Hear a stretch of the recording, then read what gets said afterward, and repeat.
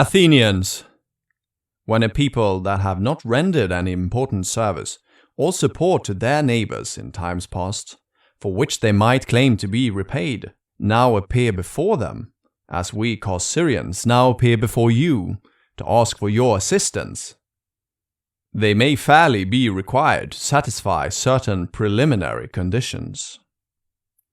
They should first show that it is convenient, or at least safe, to grant their request. Secondly, they should show that they will retain a lasting sense of kindness shown by those granting the assistance. But if they cannot clearly establish either of these points, they must not be surprised if they are met with a refusal. Now the Corcyraeans believe that with this petition for assistance, we can give you a satisfactory answer on both points, and we have therefore dispatched this embassy here. It has so happened that our policy regarding you with respect to this request turns out to be inconsistent, and as regards to our interests, to be at the present crisis inconvenient. Now we say inconsistent because Corcyra, a power which has never in the whole of its past history been willing to ally itself with any of its neighbors, and is now found asking those same neighbors to ally themselves with it. And we say inconvenient because in our present war with Corinth, it has left Corcyra in a position of entire isolation. What once seemed the wise precaution of refusing to involve ourselves in alliances with other powers in order to not become entangled in risks of their choosing has now proved to be folly and weakness. It is true that in the last naval engagement, Corcyra single-handedly drove back the Corinthians from our shores, but Corinth has now gathered an even larger force from the Peloponnese and the rest of Greece, and we, seeing our utter inability to cope with them without foreign aid, and understanding the magnitude of the danger which subjection to them implies, find it necessary to ask help from you and from every other power. So we hope to be excused if we forswear our old principle of complete political isolation, a principle that was not adopted with any sinister intention, but was rather the consequence of an error in judgment. Now, there are many reasons why, in the event of you granting our requests, you Athenians will congratulate yourselves on this request having been made to you. First, because your assistance will be rendered to a power which, itself inoffensive, is a victim to the injustice of others.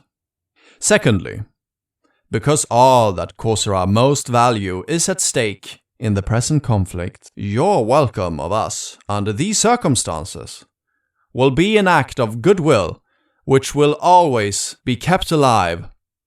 Thirdly, yourselves excluded, Corcyra is the greatest naval power in Greece.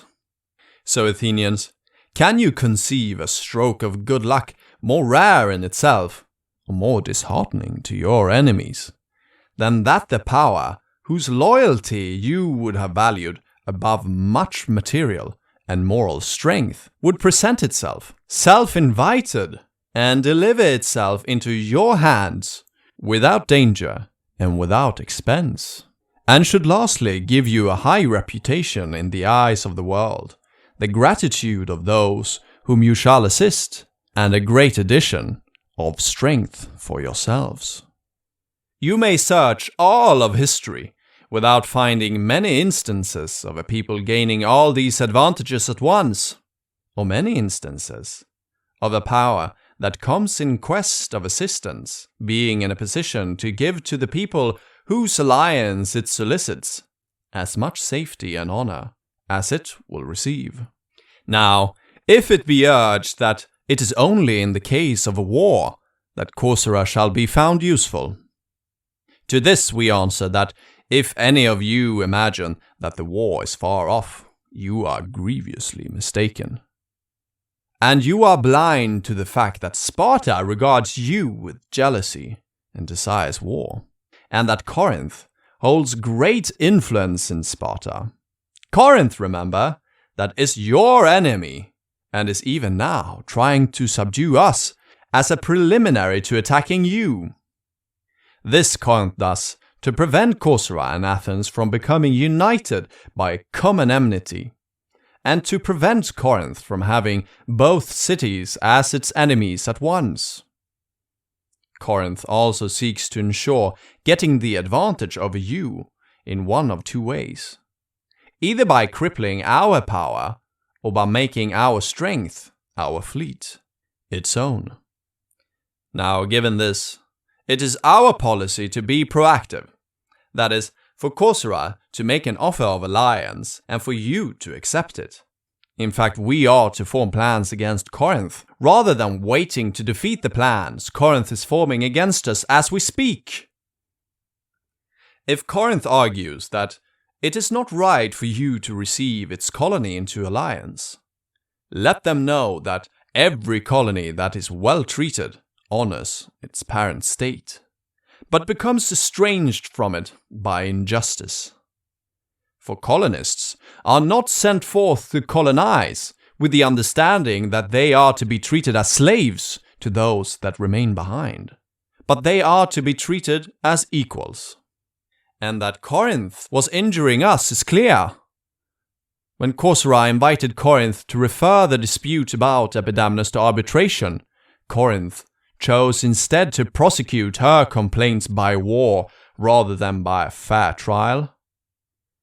And let Corinth's conduct towards us, who are her own kin, be a warning to you not to be misled by their deceit, nor to yield to their direct requests. Concessions to adversaries only end in self-reproach, and the more strictly they are avoided, the greater will be the chances of security.